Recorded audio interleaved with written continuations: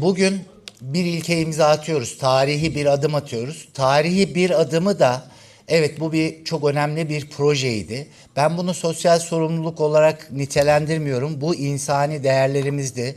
Bu projenin çok önemli de bir katkısı olacak ve Türkiye tarihinde dünyada da ikincisi olacak. Yine Büşra Hanım'la, Büşra Yoldaş'la beraber karbon ayak izi ölçeceğiz. Ve sonrasında da Gönül Kupası hatıra ormanı dikeceğiz.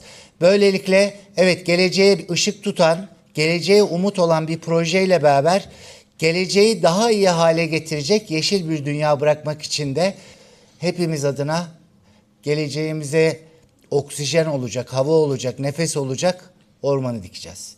Teşekkür ediyorum.